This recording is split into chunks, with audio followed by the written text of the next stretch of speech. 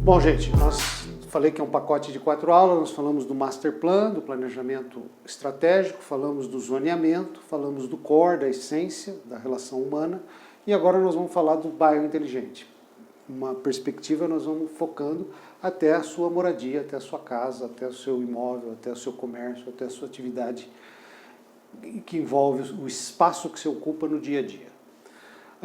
O levantamento de dados, como a gente no plano diretor também faz um grande levantamento de dados, para o bairro inteligente é a mesma coisa. Eu preciso saber a população, eu preciso saber as atividades secundárias e terciárias, eu preciso saber a renda média e os deslocamentos que as pessoas têm. Então eu vou, como se fosse uma lupa, entrar naquela região com mais detalhes, com mais informação, com mais precisão. Então eu começo a ter as atividades comerciárias, que são secundárias, e atividades de serviços, que são as terciárias, como que estão interagindo naquele bairro junto com a atividade habitacional. A gente sabe, por exemplo, que um maior problema dos centros urbanos das cidades brasileiras é que viraram cidades fantasmas à noite, porque ficou concentrada a atividade comercial e foi removida do centro habitacional. E hoje a gente sabe que para se reativar a atividade urbana no centro, nós temos que trazer de volta a habitação junto com o comércio na área central. A área central é a menina dos olhos. Infelizmente, Campinas tentou uma reurbanização no centro, na reforma da Glicério, mas isso foi um projeto pontual, sem planejamento, sem prever a continuidade, que não teve assim a sua visão macro, apenas um projeto de restauração de uma avenida, quando na verdade deveria continuar para todo o centro esse projeto de revitalização, e no fim acabou virando a Cracolândia da cidade e uma situação muito degradante. O centro, para mim, é o coração pujante da cidade. É onde a cidade se revela na sua essência.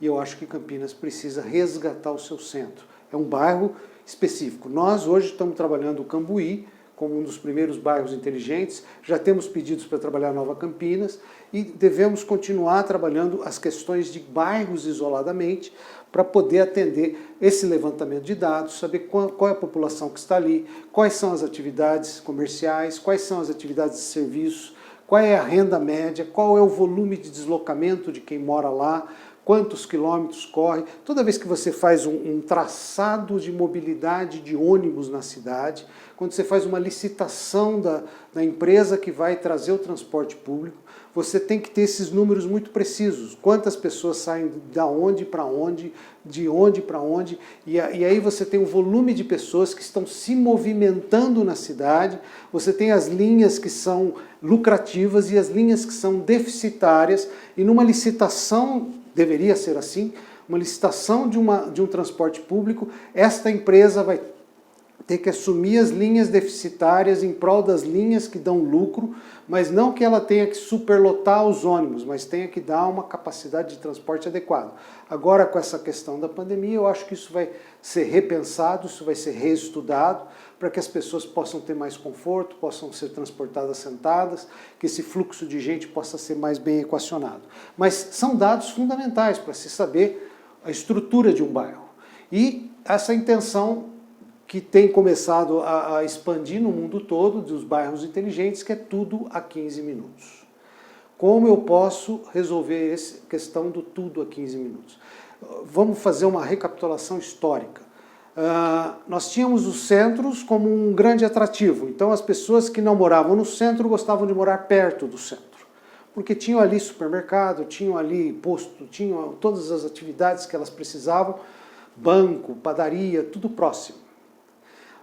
As cidades cresceram, o caos aumentou, a segurança ficou frágil, as pessoas começaram a fugir do centro para os condomínios, para os bairros fechados, que não tinha nada disso. Para eu comprar um pão eu tinha que pegar o carro, para eu ir no banco eu tinha que sair de casa, eu não conseguia mais voltar para almoçar em casa. Então assim, começou-se a ter uma atividade urbana totalmente diferenciada e um deslocamento muito mais intenso. E esse crescimento, esse esvaziamento das moradias, começaram a gerar outros problemas, que era o transporte, o caos, a hora do rush. Então, as pessoas começaram a ver que estavam perdendo muito tempo para chegar na sua casa e para chegar no seu trabalho. E aí, de uma forma estranha, começa de novo um reverso, de as pessoas começarem a ter tudo próximo. E hoje nós vivemos um mix disso.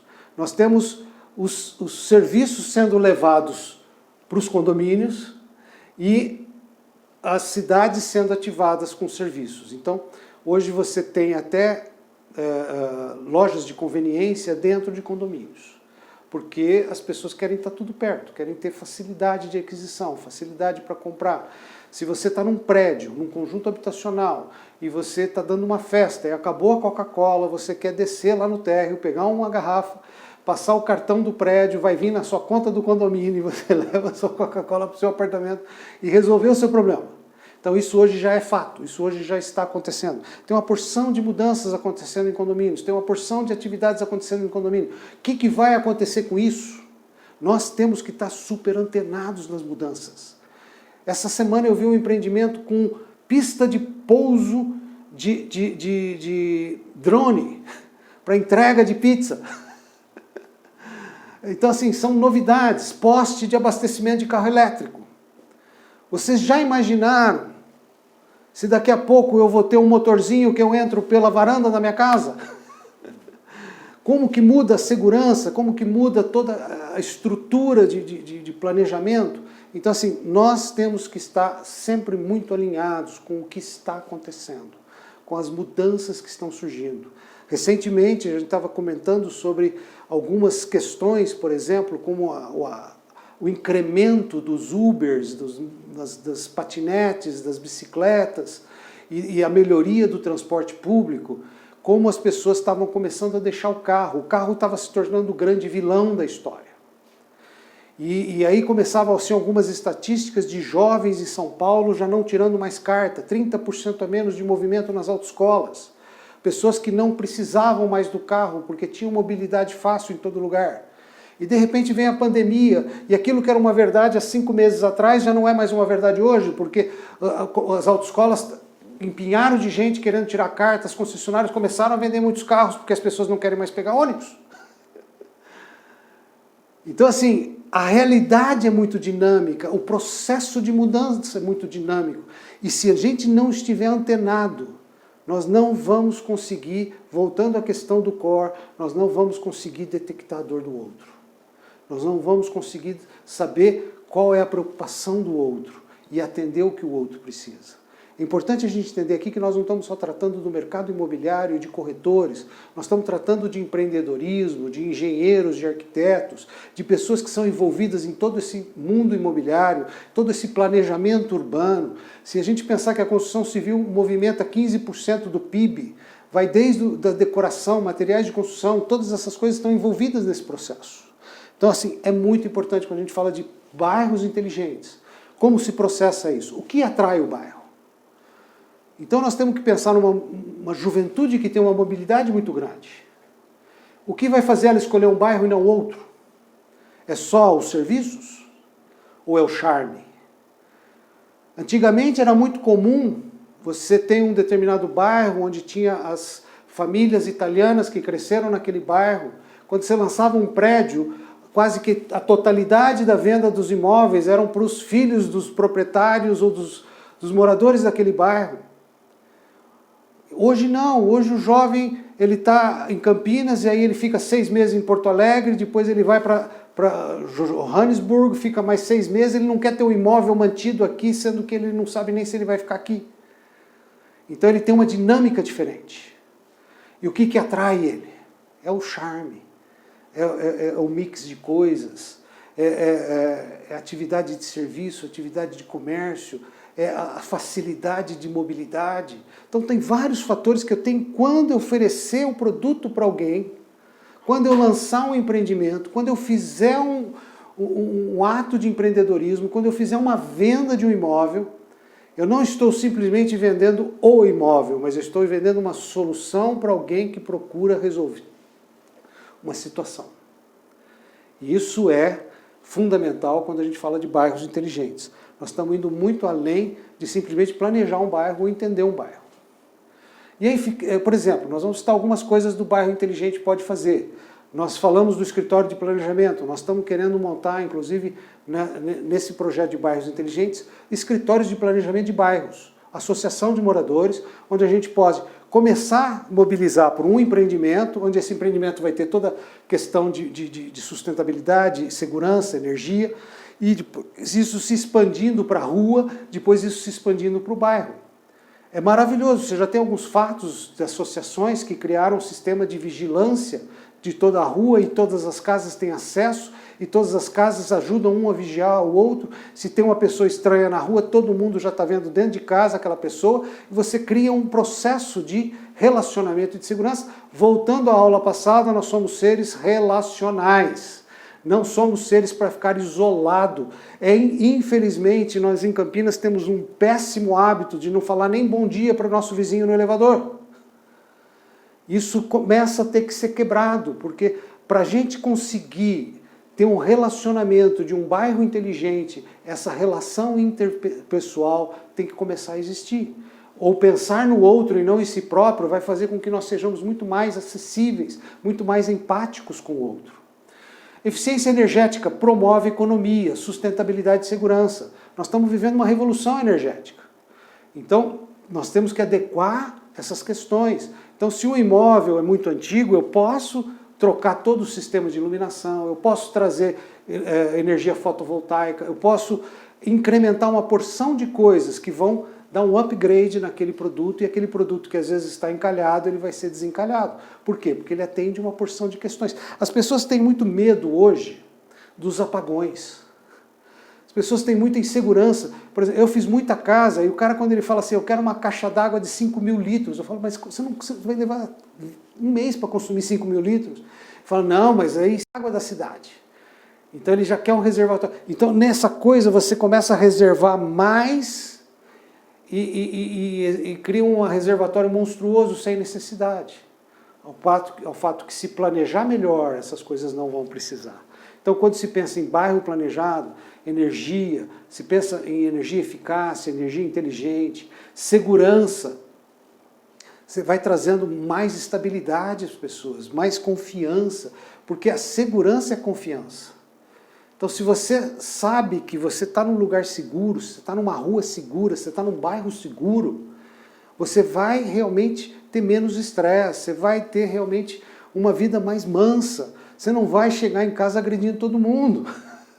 Ao contrário, você vai deixar de ser uma pessoa agressiva, vai ser uma pessoa amorosa, olha que coisa maravilhosa.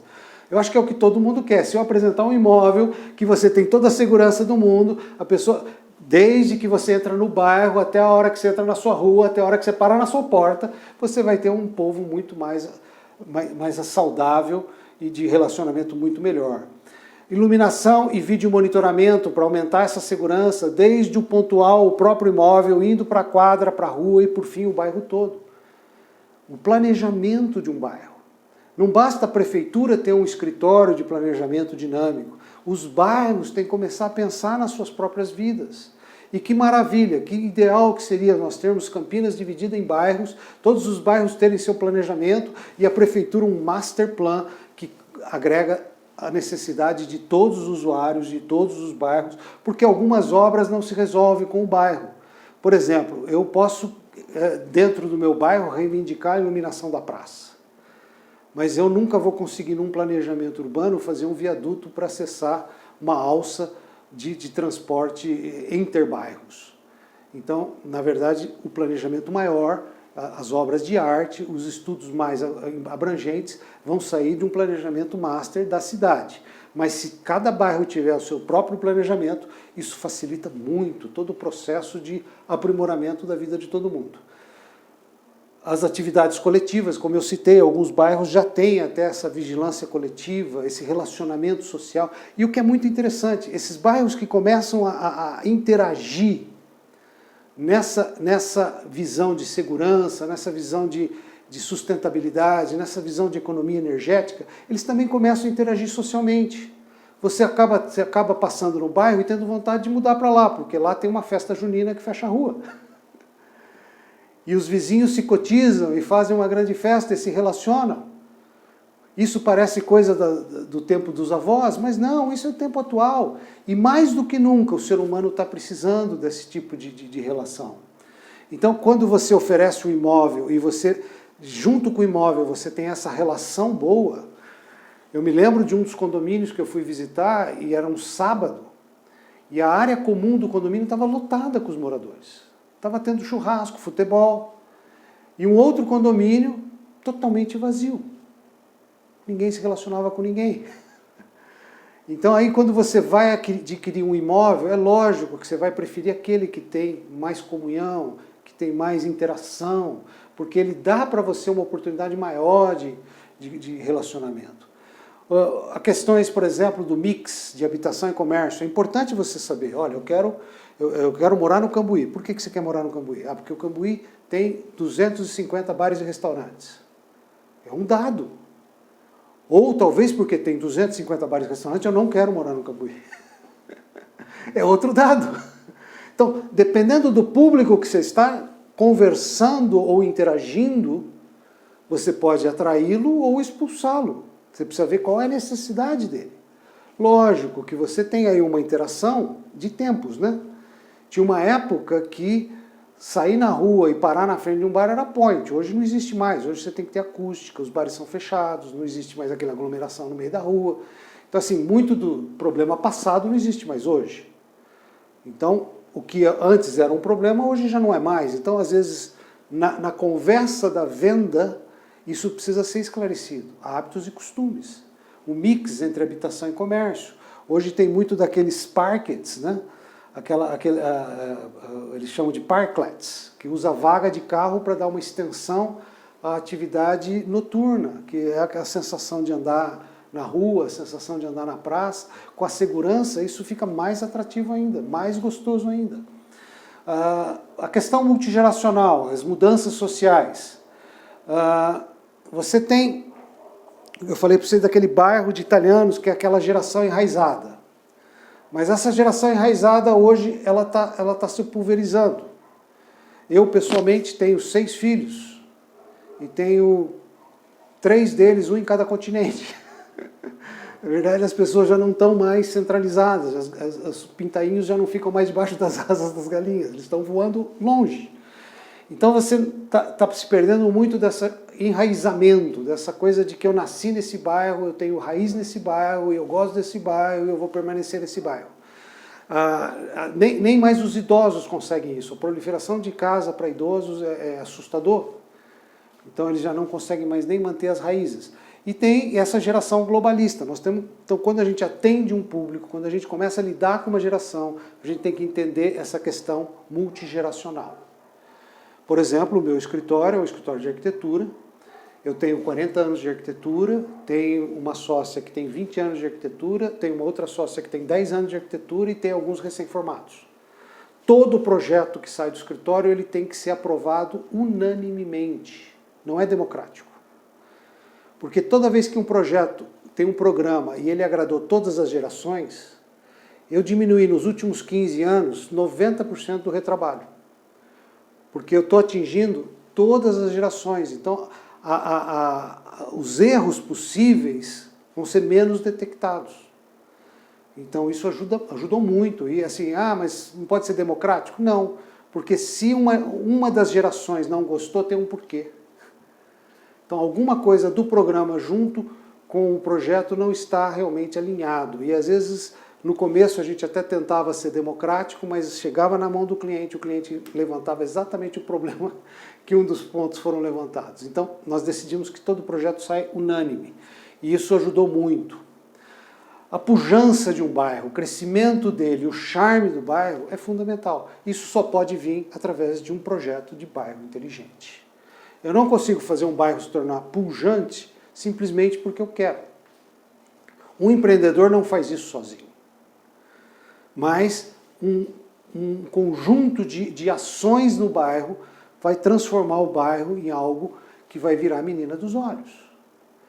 E hoje já não tem mais aquela coisa de periferia e centro, né? Porque as cidades iam crescendo, então quando você comprava longe da cidade era periferia, quando você comprava perto do centro era bairro valorizado. Hoje não, hoje Alphaville é longe, Sousas é longe. Então não existe mais assim aquela coisa de bairro valorizado e bairro desvalorizado. O que existe hoje é você ter um bairro planejado, com pujança, com charme, com mix, e um bairro sem planejamento algum. Né? Então, a gente precisa trabalhar essas questões. Uma das coisas que nós estamos desenvolvendo nos bairros inteligentes é esse tour online. Poxa, que legal, eu vou vender um empreendimento, vou vender um apartamento, vou vender uma casa. Mas eu já vou trazer, lembra aquela história da verdade, não adianta mais enganar, eu já vou dizer para o cara tudo que tem perto. E não adianta eu esconder uma favela, ele vai ver no Google.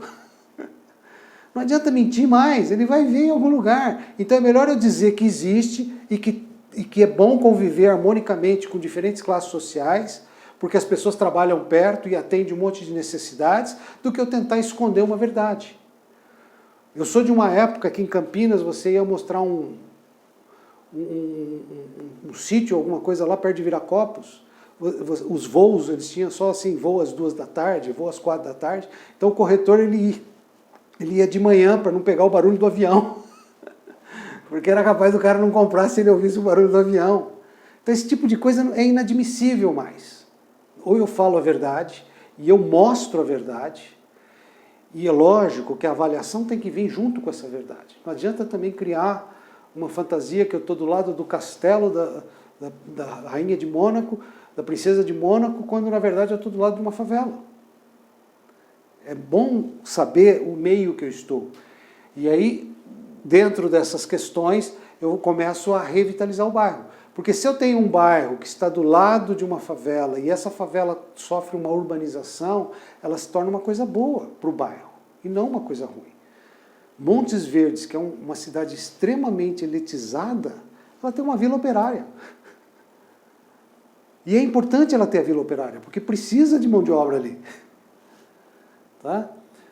Então esse tour online, você conhecer o bairro, saber exatamente o que existe, é fundamental.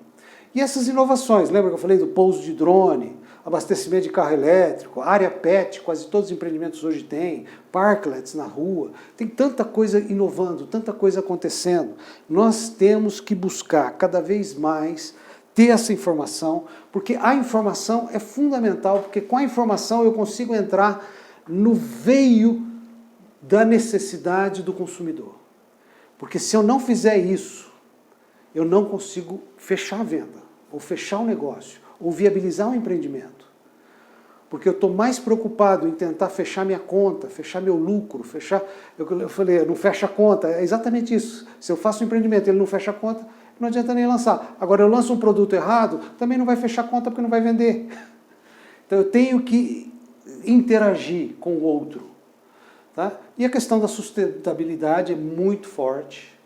Ela vem desde a mobilidade urbana, quais as formas de mobilidade urbana, como que eu posso interagir com essa mobilidade urbana, a drenagem e a arborização, essa questão da permeabilidade do solo. Nós temos que realmente renovar nossa mente. Está chovendo muito mais, está esquentando muito mais, está ventando muito mais. Então todos os parâmetros que existiam antes, eles têm que ser refeitos. Então, assim, as amarrações de telhados elas têm que ser mais fortes. Se ela resistia a 100 km por hora, ela tem que resistir a 150. Se a drenagem de água de uma cidade eram com tubos de 100 milímetros, hoje talvez tenha que ser maior. Então, assim, nós temos que pensar em resolver os problemas e não fazer paliativo. Eu fico muito triste que todo ano, nos mesmos jornais, nos mesmos canais, são filmados os mesmos bairros e as mesmas enchentes. E é mesmo queixume, e os mesmos moradores. Nada foi feito. Sabendo publicamente que vai acontecer de novo, ninguém faz nada. Então, é uma vergonha. Se eu sei que os rios estão assoreados, que vão transbordar, que vai gerar acúmulo de água, por que eu já não começo a desassorear eles antes de janeiro?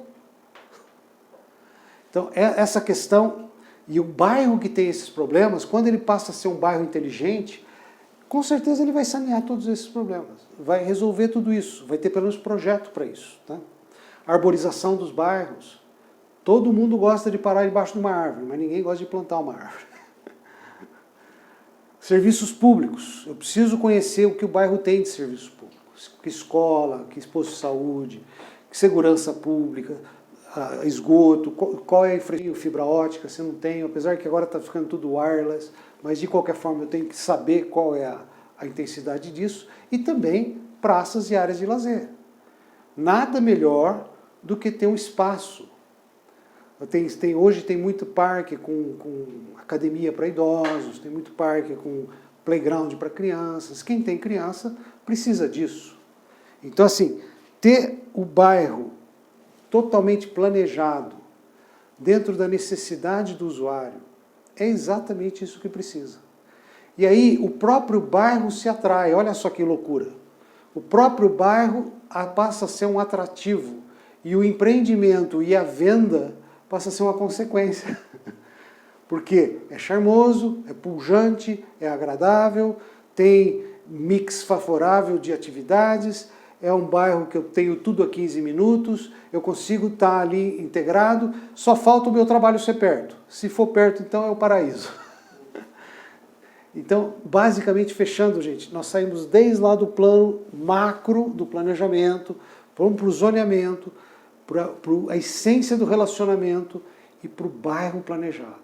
Então, hoje não é mais aceitável simplesmente ter 1 milhão de leads, ou simplesmente determinar as pessoas. Eu preciso entender aonde eu estou, por que eu estou e para quem eu estou. Isso é fundamental.